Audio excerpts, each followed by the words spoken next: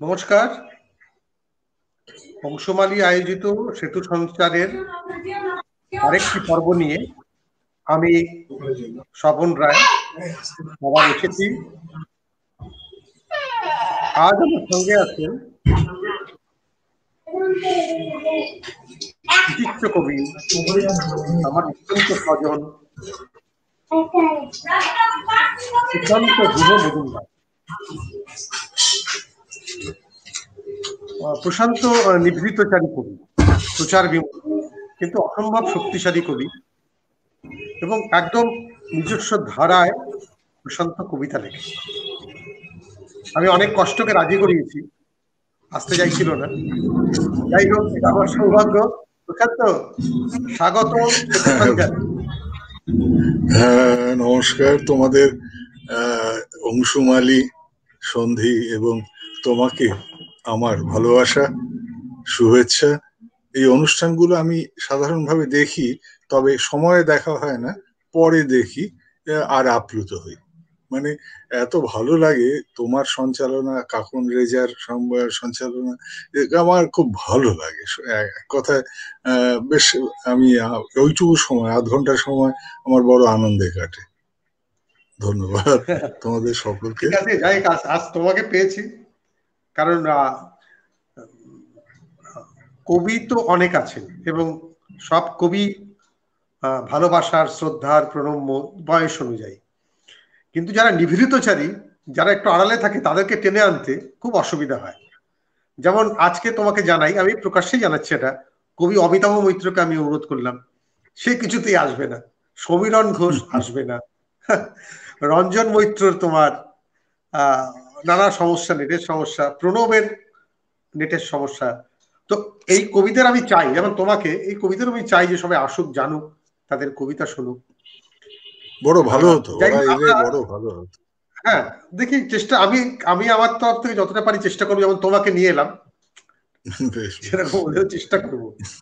যাই হোক, আমি যেটা করি এই অনুষ্ঠানে, সেটা হচ্ছে তোমার সবাইকেই বলি যে একটা সেলফ ইন্ট্রোডাকশন দিতে, স্বপরিচিতি। তুমি একটা স্বপরিচিতি দাও, তারপরে অন্য কথায় যাচ্ছি, কবিতা পাঠে। আমি স্বপরিচিতি বলতে 1952 সালে তো আমার জন্ম বহরমপুরে। বহরমপুর আমার, যদি বলা হয় জন্মভূমি, তাহলে বহরমপুর আমার জন্মভূমি। তারপর ওখানেই আমার কৃষ্ণনাথ কলেজের স্কুলে পড়াশুনো, কৃষ্ণনাথ কলেজে পড়াশুনো। তুমি অমিতাভর কথা বললে, ও তাই, একই সঙ্গে, আমরা প্রায় একই পাড়ার ছেলে। তো এইভাবেই আমাদের অন্তত 73 সাল অব্দি বেঁচে থাকা। তারপর তো চাকরি পেয়ে চলে যাওয়া বহরমপুর ছেড়ে। বহরমপুর থেকে যে চলে গেলাম, তারপর বহরমপুরে ফিরেছি সম্ভবত 86-83 সালে। তো বহরমপুর সম্পর্কে একটা তো তারা একটা আগ্রহ সবসময় ছিল। আমি আমার খুব কাছের মানুষকে বলতাম যে, দেখো, বহরমপুরে আমার নাড়ি পোতা আছে, আমি বহরমপুরে যাব। তো এইভাবে যাওয়া হয় না, অথচ একটা তাড়না, এইভাবেই দিন কেটেছে। তারপরে তো বহরমপুরে এলাম, চাকরি করলাম কয়েক বছর, আবার চলে গেলাম বাইরে। এইভাবে 9টা জেলা ঘুরলাম, আর বহরমপুরে পড়ে থাকলো আমার মনটা। আজকে দেখো কি অদ্ভুত যে আমি এখনো বাস করি মালদায়, আর বহরমপুরে আমার স্বজনেরা সব রয়েছে। এই অমিতাভ, এই আমার আরো কিছু বন্ধু বান্ধব যারা বাল্যকালের বন্ধু, একেবারে মানে ক্লাস 4 থেকে একসঙ্গে পড়াশোনা করেছি, এই সব নিয়ে রইলাম আর কি। এইভাবেই চলছে। এইটুকুই নিজের সম্পর্কে আর কি বলি। আমার বাড়িতে কেউ কোনোদিন কিন্তু কবিতা টবিতা লেখেনি, তা একটু অন্য জগতের মানুষ ছিলেন। তারা বিষয় নিয়ে ভাবতেন অন্যরকম। তুমি শুনলে অবাক হবে যে আমি প্রাইমারি তো কোনোদিন বোধহয় হেঁটে যাইনি, গাড়িতে যেতাম, নিজস্ব গাড়িতে পৌঁছে আসতো। তো আমাকে সবাই খুব ঠাট্টা করতো। 5-এ উঠে আমি বললাম আমি হেঁটে বন্ধুর সঙ্গে, ওই অত মানে প্রদীপ, তারপরে এরকম কিছু বন্ধু নিতাই টিতাই দিয়ে দেন, আমরা দল বেঁধে এক স্কুলে যেতাম। তো আর লেখা শুরু সেটা দুজনে মিলে আমরা একসঙ্গেই প্রায় করেছিলাম। সেটা শুরু সম্ভবত 71-73। তখন অরূপচন্দ্র অত্যন্ত একজন মানে সব অর্থেই শক্তিশালী মানুষ, সেই অরূপচন্দ্র আমার সঙ্গে ছিলেন। এইভাবেই আস্তে আস্তে কবিতায় চলে আসা, এই আর কি।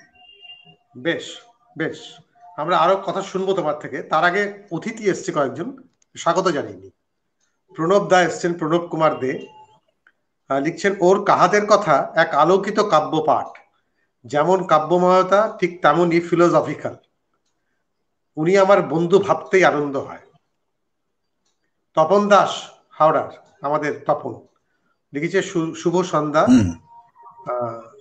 কাহাদের কথা খুব প্রিয় বই। স্বপনদাই আমাকে প্রথম বইটা পড়তে বলেছিল মনে আছে। সৌভিক দত্ত এসছে, শুভ সন্ধ্যা জানিয়েছে তোমাকে আমাকে। বেশ, এবারে আমরা পরের পর্যায়ে যাব, তারপরে তোমার সাথে আরো কথা বলবো। তুমি কিছু কবিতা পড়ো, মানে বেশ বেশ, আমরা কিছু কবিতা শুনি, তারপরে আবার কথায় ফিরব। আমি কবিতা পড়বো, মোটামুটি ভাবে চেষ্টা করব ওই সময় ধরে পড়তে।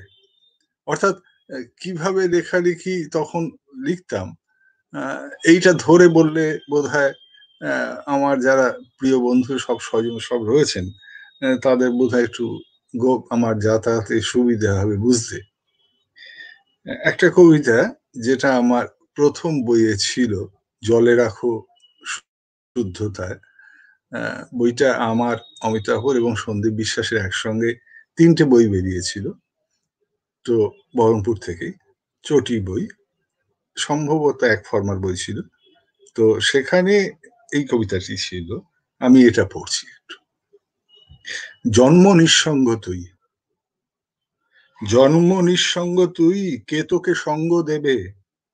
ব্যপ্ত স্মৃতির শহর সামনে প্রথিত ওই, জলের আরশির মুখ তোকে সঠিক চিনেছে, তবুও উৎসব সাজ এখানে থই থই। জন্ম নিঃসঙ্গ তুই, কে তোকে সঙ্গ দেবে? ভুল বিভঙ্গে ভেঙে গেছে তাবৎ প্রিয় মুখ, জলের মধ্যে শিলা ওই একা একা জেগে আছে, তা কেউ কি ছুঁয়ে যাবে বিষাদ কিং সুখ? জন্ম নিঃসঙ্গ তুই, কে তোকে সঙ্গ দেবে? ভেসেছে অমরত্ব, ভেসে গেছে সফলতা, ভেসে যা, ভেসে যা তুই, তবে সহজ শৈলে জ্বলে যাক প্রেত জনি বিমল পৌরতা। তো এটা একেবারে প্রথম বইয়ের একটা কিছু একটা টুকরো আর কি। তো এর পরের কবিতাটা, সেটা তাহলে আমি পড়ছি। এটা ওই রম্য রচনা বলে বইটি, সে বইটির মধ্যে ছিল। পড়ি। মাংসল অভিযানে অতঃপর শূন্য আঁকিব, এবং ক্রমশ পাখি, জলাশয়, নির্দিষ্ট আগুন, শিশির বিন্দু, অভ্যস্ত ওষ্ঠদয়, আর তোমাকে বলিতেছি দুঃখ করিও না। একটি চমৎকার লিনোকাটে অধ্যাবধি অভিজ্ঞতা আমি স্থির করিয়া রাখিব। জীবনানন্দীয় ঘাস সহ দুই পাশে যামিনী রায়, প্রচ্ছন্ন সূর্য, বস্তুত উদয় এবং অস্তে স্বাভাবিক কিছু অন্ধকার ভাসিতেছে। তোমরা তিনজন আকাঙ্ক্ষা হইলে রেলপথে উহা আলোচনা করিও।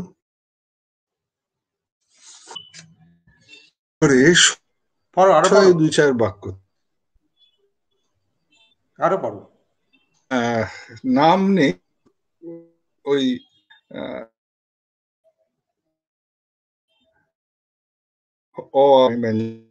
বস্তুত এই হই জন্ম, অতঃপর বাজি থাকে অপর উত্তরণে পূর্ব, তাহাদের সব হাত করি খুব দূর হতে দেহ দেখিতে তুমি আঁকছে গল্প বিক সামান্য অতএব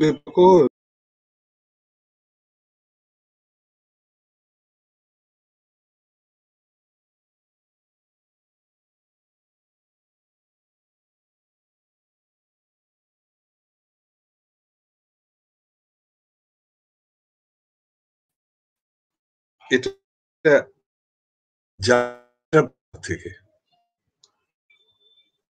এটা করেছে প্রভাত কবিতা পাঠ থেকে প্রভাত চৌধুরী, রচনা করেছে অলোক, আমাদের প্রিয় মানুষ। যে কোনো বিষয় থেকে যদি সূত্রগুলি তুলে নেওয়ার সুযোগ সামান্য নেই, তোদের আমি তুলে থাক ও শীর্ণতর সেটুকু বোধ কিছু আশত, কিন্তু এসবই অসম্ভাবন কথা। বিষয় সুতোকে খায় গাণিতিক সত্যের মতো, লাল হলুদ রং ক্রমশ ভিড় এবং অজ্ঞাত হয়ে ওঠে আমাদের চার ক্রমশ বিষয়, আর তার পায়ের কাছে অত রস হতে থাকে আমার হাত পা, অযত্ন মাথা। এই সামান্য জীবন। হ্যাঁ হ্যাঁ, একটু তোমার না সমস্ত কথাগুলো, প্রশান্ত এক মিনিট, হ্যালো, কথাগুলো ব্রেক, মানে নেট কি, তোমার কি ওয়াইফাই? হ্যালো, তোমার কি ওয়াইফাই? আমার হচ্ছে তোমার ইয়ে জিও। হ্যাঁ হ্যাঁ, ওয়াইফাই, কথাগুলো মানে ওই অস্পষ্ট ওয়াইফাই, হয়ে যাচ্ছে। ওয়াইফাইতে, হ্যাঁ হ্যাঁ কথাগুলো কেটে যাচ্ছে। ওয়াইফাই থেকে আর কেউ দেখছে একই লাইনে?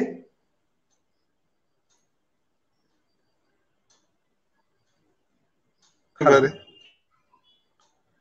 হ্যালো, আমি আমি কি সেটা ইয়ে করে দেবো?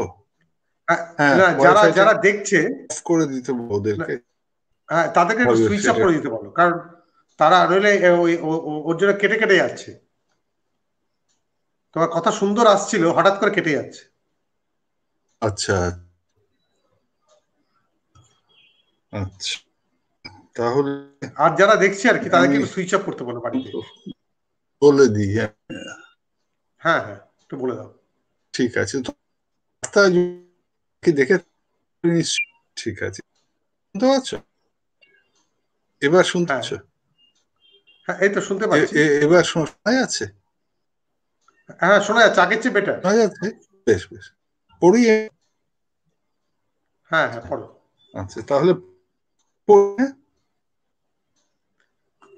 একটা ডিস্টার্বেন্স তো থেকেই যাচ্ছে। যে কোনো থেকে, তাই না? তাহলে আমি কি পড়ো পড়ো পড়ো। একটু একটু 2 সেকেন্ড নিয়ে, যে কোনো না বিষয় পড়ো। থেকে যদি তুলে তুলে নেওয়ার সুযোগ থাক এই সামান্যনে, সুতোদের পক্ষেই আমি তুলে থাক হাত, তবুও শীর্ণতর সুতোর পক্ষে সেটুকু কিছু সুদূর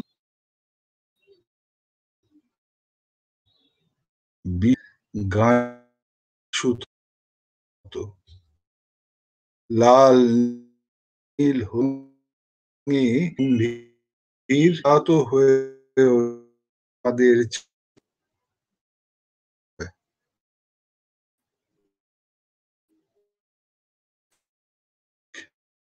না প্রশান্ত, কিছুই শোনা যাচ্ছে না। এই প্রশান্ত,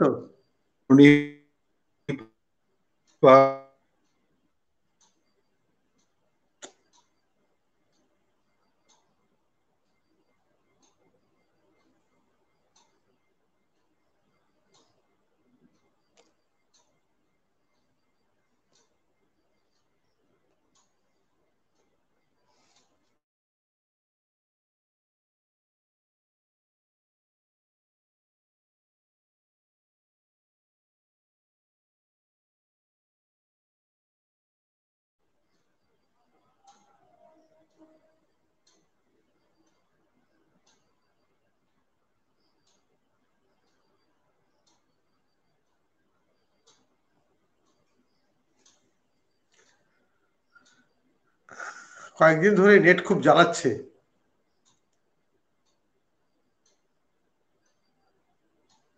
আমার কিছু করারও নেই। প্রশান্ত গুহ মজুমদারের সঙ্গে আমার নেট বিচ্ছিন্ন হয়ে গেছে।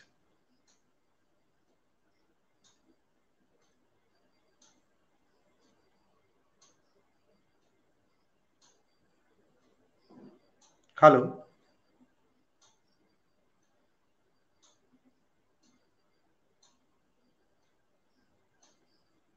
পুরো ব্যাপারটা তো আমাদের হাতেও নেই, নেট ভগবানের হাতে। যাই হোক, বাংলা কবিতার তো বিভিন্ন দিক আছে। সেই বিভিন্ন দিকগুলো একটা বর্ণালীর মতো। সেই বর্ণালীতে নানা রং, নানা উচ্চারণ, নানা প্রকাশভঙ্গি, এভাবেই বাংলা কবিতা এগিয়ে এসছে। আজকে আমার অতিথি যিনি, তার একটা নিজস্ব উচ্চারণ ভঙ্গি আছে। আমি তো শোনাতেই চেয়েছি, কিন্তু নেট আমাকে সাহায্য করছে না।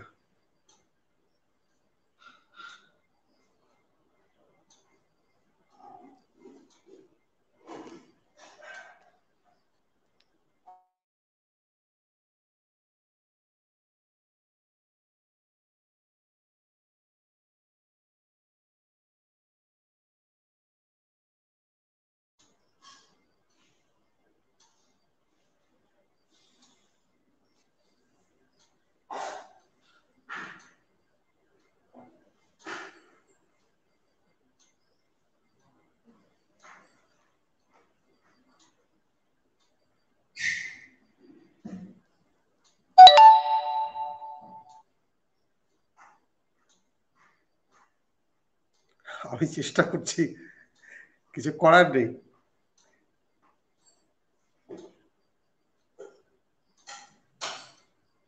প্রশান্ত গৌমজুদারের ওখানে নেট বিচ্ছিন্ন হয়ে গেছে।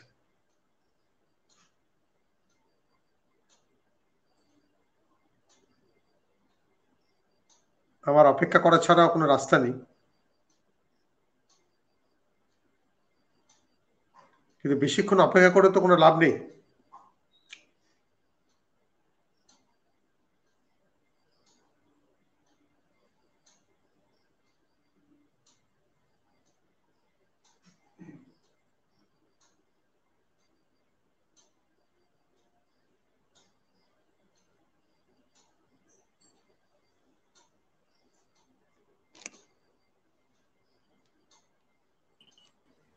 হ্যালো হ্যালো, হ্যাঁ প্রশান্ত, হ্যাঁ শুনতে পাচ্ছ? হ্যাঁ এবার শোনা যাচ্ছে? হ্যাঁ আমি হ্যাঁ শুনতে এবার পাচ্ছি। শোনা যাচ্ছে। হ্যাঁ এবার আচ্ছা তুমি পড়ো, তাহলে কবিতা পড়ুন। পড়ো। আমি যা মানে ক্ষমা টমা যা যা চেনে নিয়েছি, কবিতা পড়ো। হ্যাঁ সে পড়ো। তো ক্ষমা আমাকেও চাইতে হবে। তো দিন যাপনের গল্প। যে কোনো বিষয় থেকে যদি সুতোগুলি তুলে নেওয়ার সুযোগ থাকতো এই সামান্য জীবনে, তবে সুতোদের পক্ষেই আমি তুলে থাকতাম হাত, শীর্ণ হাত, তবুও শীর্ণতর সুতোর পক্ষে সেটুকুও বোধ করি কিছু আশ্বাস হতো। কিন্তু এসবই সুদূর কোনো অসম্ভব সম্ভাবনার কথা। বিষয় সুতোকে খায় গাণিতিক সত্যের মতো। লাল, নীল, হলুদ, সবুজ রঙে ক্রমশ গম্ভীর এবং অভিজাত হয়ে ওঠে আমাদের চারপাশে ক্রমশ বিষয়। তার পায়ের কাছে অতঃপর রস্য হতে থাকে আমার হাত পা, অযত্নের মাথা। এই প্রণিপাত সামান্য জীবনে অতঃপর হয়ে থাকে বড় শ্লাঘার বিষয়। শোনা গেল? হ্যাঁ, একদম পরিষ্কার নাকি শোনা অসুবিধা যাচ্ছে। হচ্ছে? পড়ো, এখন একদম অসুবিধা হচ্ছে না, আশা করি। আচ্ছা। মানে এরকম চালাতে পারবো। নেট নেট আচ্ছা, ভগবানের দয়ায় যাত্রা পুস্তক। হ্যাঁ, এখন নেটই ভগবান, নেট কানেকশনই নেটই ভগবান। ভগবান, সত্যি তাই। আচ্ছা, দুজন নতুন অতিথি এসছে, পূর্ণেন্দু শেখর মিত্র এবং সমীরণ ঘোষ। তো আমার প্রাপ্তি। দুজনে এসেছে, আচ্ছা তোমার শুভ আচ্ছা। সন্ধ্যা বলেছে। পূর্ণেন্দু দা, আশা করছি এখন সমস্যা হচ্ছে না। প্রশান্তর এন্ডে কিছু সমস্যা ছিল, যাই হোক এখন আমরা আবার কবিতায় ফিরব। পড়ো, কবিতা পড়ো। ঠিক ঠিক। ভয়, এটা ওই যাত্রা পুস্তক থেকেই পড়ছি। হত্যাকাণ্ডগুলি উঠে দাঁড়ায় আর ক্রমশ সরু হয়ে আসতে থাকে রাত্রি রাস্তা। কেউ কাউকে ভয় দেখাচ্ছে না, তবু এক প্রবল দৌড়ে আজ ছিন্ন ভিন্ন হিম অন্ধকার। আমি তোমাদের কাছে জানতে চাইব না কূট ইতিহাস, তবু কোথাও এক তীব্র মুখ আলপিনগুলি নিচু মুখে কথাগুলি আলোচনা করে। ষড়যন্ত্র নামীয় গল্প উড়ে যাচ্ছে খোলা মাঠ থেকে জনপদের দিকে। রেশা শব্দ বড় তড়িৎ প্রবাহী। সুতো সব আলপিনগুলি এ সত্য কি জেনে গেছে? রক্তাক্ত ঘটনা সমূহ ক্রমশ সংকীর্ণ করে দিচ্ছে এই রাত্রিপথ ভয়। এর পরের কবিতা বিনিময়। পুনরায় পাঠের আয়োজন হলো। ঈষৎ বৃষ্টিতে তাৎপর্যপূর্ণ হলো সংক্ষিপ্ত অতীতচারণ। দধি ও হরিদ্রা তোমাকে গাম্ভীর্য দিল, কিছু অন্য মনা। আমি প্রস্তুত আছি, মাংস এবং প্রহারে সমান আগ্রহী। শিখে নেব শব্দ যোজনা, আলো এবং অশ্রুজল। শুদ্ধ বিনিময় হবে। অগ্নি আমাকে আজ স্পষ্টতা দিক। তুমিই জননী, অন্য মাত্র কিছু মধু রাখো, মধু হোক তুমুল বাতাস।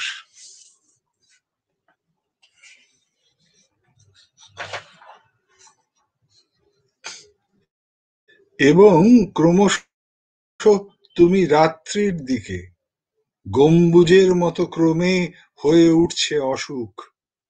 প্রথা বিরুদ্ধ আয়তক্ষেত্র ভয় দেখাচ্ছে। পরিত্রাণহীন এই নৈঃশব্দের মধ্যে জল হয়ে উঠছে আরো বেশি কঠিন। কথা বলো, আবাল্য শোনা অসুখের গল্পগুলি পুনরায় আবৃত্তি করো। পুরনো লাঞ্ছনাগুলি একটা একটা সাজাও সামনে। ক্ষত চিহ্ন প্রকাশ্যে আসুক। ভয় আজ এই রাত্রে নিরাময় হোক ভয়ের।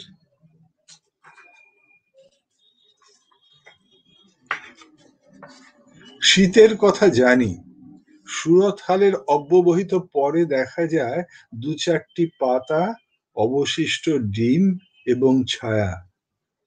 এখন রাত্রে শোনা গেল শিশির পতন, বড় হয়ে উঠছে চেয়ার, আর কিছু দৃশ্য নয়। এতদিন যে চামচ বর্ণমালার গভীরে সক্রিয় ছিল, তার লেজটুকু শুধু টের পাই। বালিশের কথা ভাবি, নুনের কথা, এমনকি দৈনন্দিন স্বপ্নের কথা। শিশির পতন, এরকম অপূর্ব শীতে বিদায় জানাতে হাত নাড়ি। একদিন নিশ্চয়ই কোথাও সেই নৌকা ছিল, ছেড়ে গেছে তার দিকে।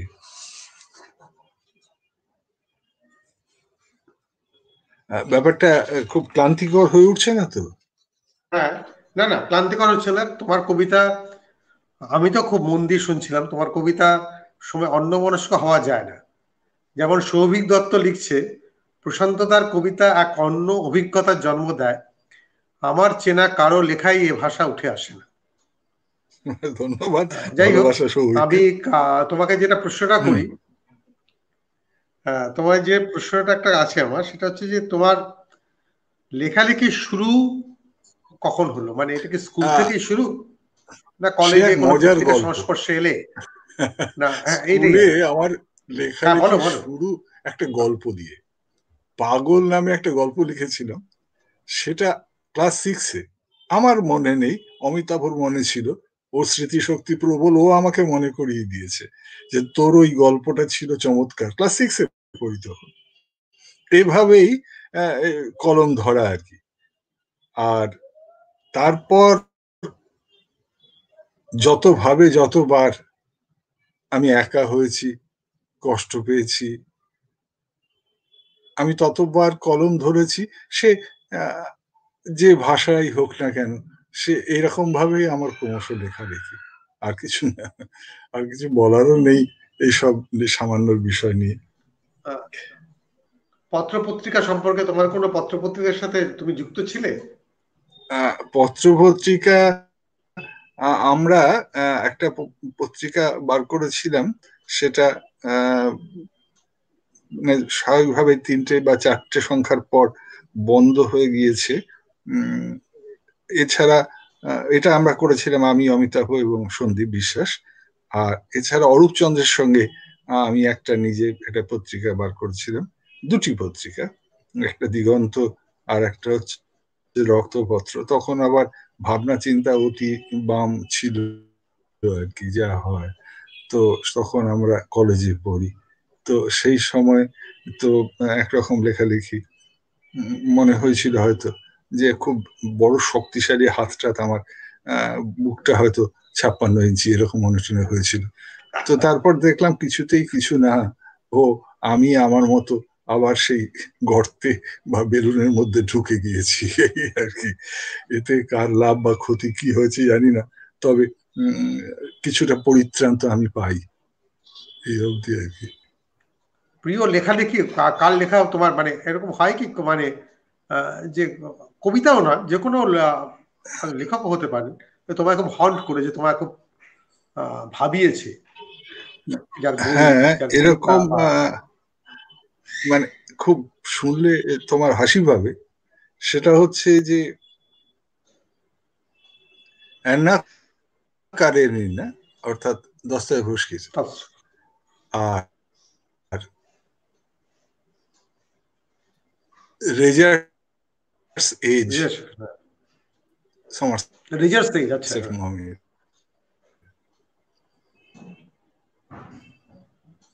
এই বইগুলো দিয়ে রেজার্স এজ, হ্যাঁ, সমারসেট মমের। তো এবার যে চোখের জল মুছতে হয়েছে তার ঠিক নেই। তো এরকম ভাবেই বইপত্র পড়া। আমি সত্যি কথা বলতে কি যে প্রিয় কবি একেবারে আদ্যপান্ত তার সব লেখাই আমার ভালো লাগে, এরকম কোনো কবি আমার নেই। আমি অনেক কবির, বহু কবির বহু লেখা আমার ভালো লাগে। আমি বিশ্বাস করি তো একটা জিনিস, যে কবিতার ভালো মন্দ হয় না। কবিতা আমার হয় ভালো লাগবে অথবা লাগবে না, কিন্তু তাই বলে কবিতাটি খারাপ বা কবিতাটি ভালো নয় এমন কথা বলার স্পর্ধা, অধিকার আমার নেই। এইভাবেই সমস্ত যেটুকু পাঠ, সেই এইভাবেই এগিয়েছে। আমি পড়েছি এবং তারপর কোনো বই আমার মানে একেবারে পুরোপুরি আমাকে খেয়ে ফেলেছে, অথবা কোনো বই তেমন ভাবে আমাকে ঠিক করেনি। আমি সেই বইটা ভুলে যাওয়ার চেষ্টা করেছি, এরকম হয়েছে।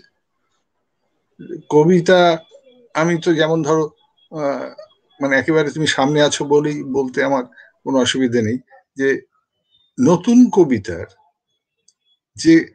কবিতার যে ধারা, সেই ধারায় আমি যেমন তোমাদের কবিতা পড়ি,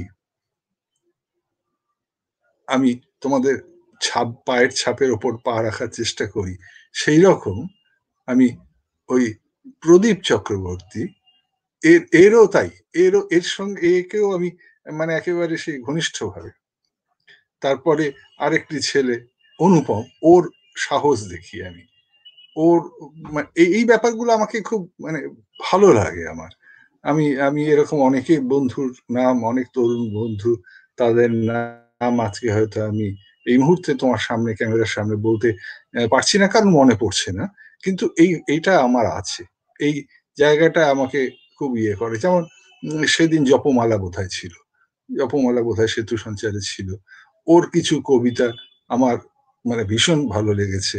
মুরারি মুরারি সিংহের কিছু কবিতা আমার ওই একেবারেই অন্যরকম। আমাদের চিত্তরঞ্জন হীরা, এদের কিছু লেখা ভালো লেগেছে। তবে কবিতায় বলতে গেলে আমাকে যে কজন মানে প্রায় ঠেলেছে, তাদের মধ্যে প্রথম যদি বলি তাহলে তো সুশীল ভৌমিকের নাম বলতেই হয় আমাকে। সুশীল ভৌমিক, উৎপল গুপ্ত, যিনি সময় বলে একটি পত্রিকা বার করেন বহরমপুর থেকে এখনো, তাছাড়া এদিকে প্রভাত চৌধুরী, মহারাজ পত্রিকার সম্পাদক তোমার মনে আছে ফণীভূষণ আচার্য ছিলেন। তো এরা কোনো না কোনো ভাবে আমাকে উস্কে দিয়েছেন। একবার আমি তখন মেদিনীপুরে না কুচবিহারে প্রভাত দা লিখলেন পোস্টকার্ড, তখন তো পোস্টকার্ড, তো তখন লিখলেন যে প্রশান্ত, এবার তুমি চেষ্টা করো তোমার ভাবনাটাকে একটু অন্যভাবে প্রকাশ করার। তো এটা আমাকে ভারী ভাবিয়েছিল যে ভাবনাটাকে কিভাবে প্রকাশ করব। কুচবিহারের মতো একটা জায়গায় তখন সেরকম কারোর সঙ্গে কথা বলার সুযোগ ছিল না। দেবজ্যোতি রায় কুচবিহারে ছিল, আমাদের অরুণেশদা ছিলেন, সমীর চট্টোপাধ্যায় ছিলেন, এদের সঙ্গেই যেটুকু কথা আমার হতো। এইভাবে আস্তে আস্তে আর কি সময়ের সঙ্গে সঙ্গে আমরা নিজেদেরকে পাল্টে নিয়েছি, এই আর কি। তোমার কবিতার ভাষায় তুমি খুব সচেতনভাবে একটা শিফট করেছিলে, যেটা আমার খুব ভালো লেগেছে। কিন্তু কেন করলে? মানে একদম যে ভাষায় বাংলা কবিতা লেখা হয়, যে চলিত ভাষা, সেখান থেকে সরে গেলে এবং একটু ওরিয়েন্টাল হয়ে গেলে, অথচ তার যে সারবস্তু মানে মর্মে যা আছে তা প্রচন্ড ভাবে অনুভবের। তো তোমার কি এটা একটা জাস্ট টেকনিক ছিল, না তোমার যে ফিলিং ছিল সেটা কনভে করার জন্য এই ভঙ্গিটা দরকার হয়েছিল?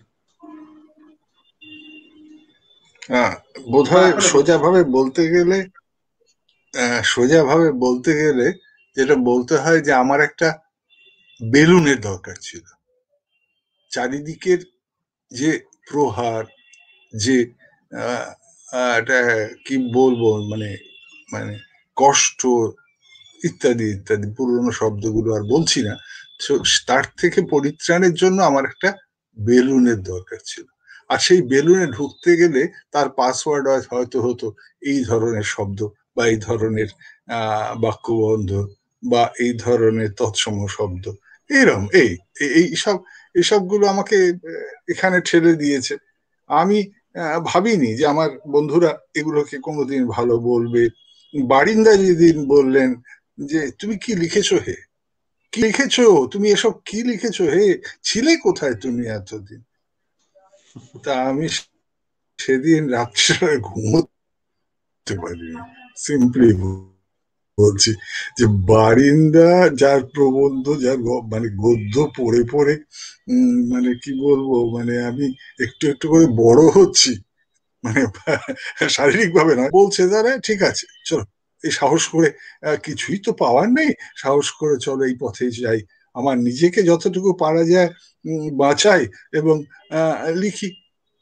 এই এরকম ভাবে আমার এগোনো বা লেখা খুব মানে ওই অলোক একবার অনুপমা রাজস্বীকে নিয়ে একটা আলোচনা করেছিল, তো সেখানেও আমাকে একই প্রশ্ন করা হয়েছিল।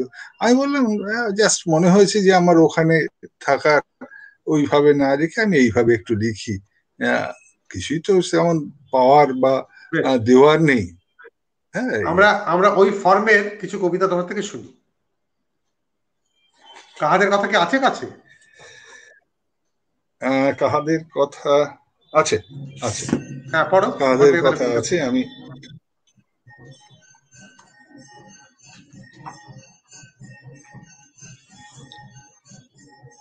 অসমান প্রত্যয়, মাংসের এই অপরূপ স্নেহ হইতে ব্যাকরণ তুলিয়া রাখি, আর দেখি ভোর হইয়া গেল। কিছু পাখি ছিল শিশিরাভ পত্র পুষ্প, অথচ দুয়ার আসিয়া দাঁড়াইল দুয়ারে। অন্ধ আজ নামিয়া আসিবে পথে, দুদশটি অসমান প্রত্যয় অপেক্ষা করিতেছে। তাহাদেরও প্রয়োজন আছে অল্প বিশ্লেষণের, যে কারণে শব্দ নবান্নের আশেপাশে থাকে, খেলা করে, মাসি পিসি তাহাদের প্রশ্রয় দেয়। আতুর বলিয়া নয়, হিমালুলাই তো দুপুরে সেই কবে হাত ছাড়িয়া গিয়াছে তাহারা। তাই ইহা কোন শ্রাবণের কথকতা নয়, সামান্য যাতায়াত শুধু। ওই সাঁকো জানি অপেক্ষায় আছে, ডলি কি জানি তো, অথবা আমরা কেবল এক ভয়ের গল্প আঁকিতে প্রয়াস করি, অসম্ভব যথা এই অঙ্গনে।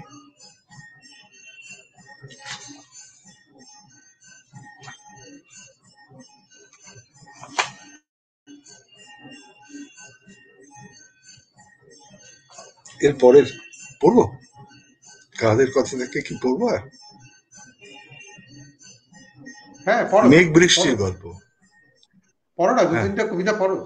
মেঘ বৃষ্টির। আচ্ছা, আমার কথাগুলো কি তোমাদের কাছে পৌঁছচ্ছে? এখন একদম স্পষ্ট, কোনো সমস্যা নেই, পড়ে যাও। বেশ, বেশ। সিঁড়ি সম্পর্কিত কথকতায় ইদানিং আমি আছি, সুতরাং পিপিলিকা সকল মেঘ বৃষ্টির গল্প এখন বলিতে পারো। টিকাকার আসিবে না, তাহাদের নকশি কাঁথা আছে। পরিত্যক্ত চেয়ার হইতে বর্তমানে কি প্রকার ছায়া যেন উঠিয়া আসে, তাহাদের ঐতিহ্য নাই কথকথায়। সুতরাং রেলগাড়ি ঝমাঝম, মেধা বিক্রয় এবং কামিনী আসিবে, সাদার সহিত কুঝিকঝিক বেদনা, ঈষৎ চুম্বন। তোমরা আপত্তি করিও না। একজনকে এ কারণে দেখিয়াছি অঙ্ক হইতে চলিয়া গিয়াছে একা ঘরে। হে শ্রমজীবী সকল, মনে রাখিও তোমাদেরও ও পথে সামান্য শর্করা হয়তো বিদ্যমান, অভিমান এবং অশ্রু ততোধিক।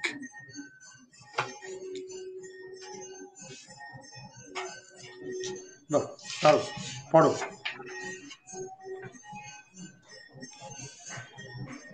ঘরের কথা, লাল পিঁপড়ের কথা শুনি, ঘুমোই স্বপ্ন পিঁপড়ে লাল দেখে।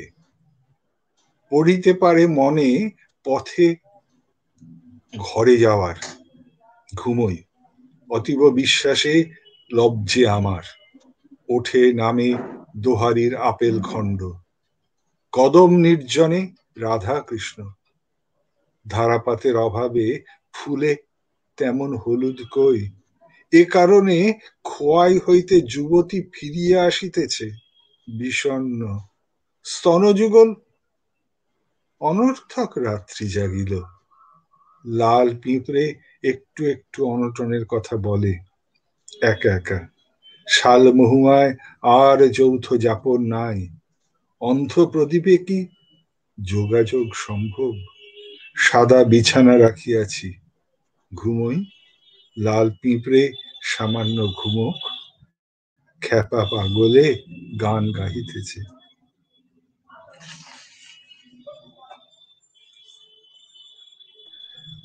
অপরা। সান্ত্বনার সহিত সঙ্গ করিব বলিয়া এই গান বাঁধিয়াছি। এই গান খুব ভোর হইয়া আসিতেছে, আজও ঠিকঠাক হইল না। কেবল সরিয়া যাইতেছে কথা, তাহার ছায়ার ভিতর বাজিতেছে, ওষ্ঠে তোমার সই সুখ তরঙ্গ কই। সামান্য সজনী বিনিময়ের খুব ভিতর হইতে বৃষ্টি আসিতেছে, খুব বাক্যের স্বাদ ছিল। সবুজ পাতা, তাহার উপর পাতা। অবশেষে অপরা আসিয়া বলিল, এই লও, প্রবেশ করো। ভুল হইল পুনর্বার। এবার একেবারে সাম্প্রতিক লেখা কয়েকটা লেখা পড়ছি। হ্যাঁ হ্যাঁ, পড়ো পড়ো। আমি জানি না কতটুকু কি সময় আছে। না, পড়ো না, পড়ো পড়ো, গোটা দুয়েক পড়ো। আচ্ছা,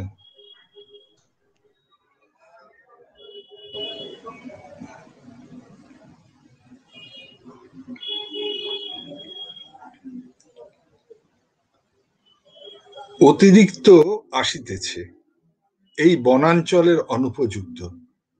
ইহা স্বভাবে নাই। ছন্দ এই অপূর্বের অনুপযুক্ত। শর্তাধীন নহে কিছু এখানে এখন।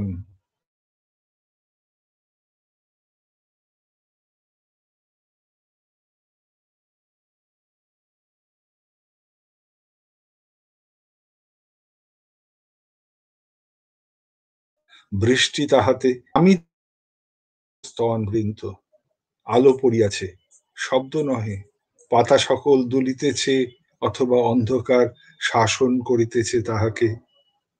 এইখানে এই আনন্দে শব্দ নহে, কেবল এইখানে বৃরানতা মাখিতেছে মাটি, মৃত্যুর মতো অমোঘ। পরের কবিতা। রহিল না, অপরাপরের আলোয় আজ বিস্মৃত। বহু দূরে কেবল বহনের শব্দ, নির্বিকার এবং অবারিত। ফটোর কোনো বর্ণ নাই, জল তাহাকে। কত অরূপে তাহাকে দেখিতেছি, রৌদ্রে, ছায়ায়, অচিন্তে। সিঁড়ি কি কেবল আবাহনের? আমি দীপ জ্বালি, আমি আগুন, আমি পতনের ইতিহাস বর্ণন করি। লাল সুতো আর কতখানি বন্ধনে উপযুক্ত অপূর্ব ছুরি এক সন্ধান করিতেছি। অপরূপ এই সন্ধ্যা, লাল পাখি গাহিতেছে সমন্বয়ের। একদা জলের ছিল, মাস্তুলের। কে যে কোথায় হারায়, শূন্যে, অন্ধ বাতাসে, রূপের অধুনাতন তীব্র কালোয়। হুল্লোড়ে আলো যায় আসে, ভাঙিতে থাকে পূর্বের সবটুকু সদাশয় স্মৃতি। দেখি কাঁচের অভ্যন্তরে আলো, বুলেটের সামান্য পূর্বে।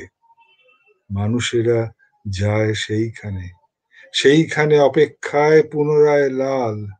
তেমনি প্রত্যাশা, জলে পড়িয়াছে সে যাত্রার শুভাশুভ ছায়া। কলস হয়তো ভাঙিবে, কিন্তু শোক, অপরূপ চন্দ্রিমা পড়িবে সেই ঘরের সিক্ত চিহ্নে।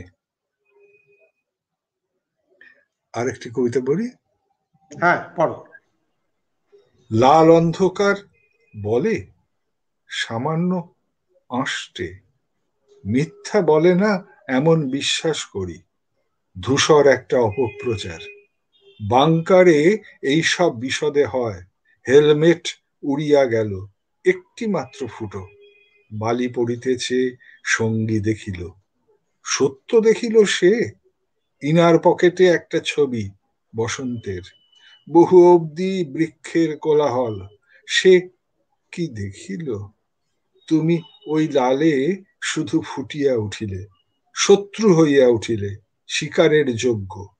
সত্য খুব নিকটে হাসিয়া গাছের আড়ালে গেল। একটি মূর্খ কাঠবিড়ালি, সে অন্ধকার, সে লালন অপূর্ব ভাবিয়া প্রদক্ষিণ করিতে থাকিল। তুমি কেবল দেখিলে একটি প্রলম্বিত লতা, তিনটি বেগুনি ফুটিয়াছে। না মানে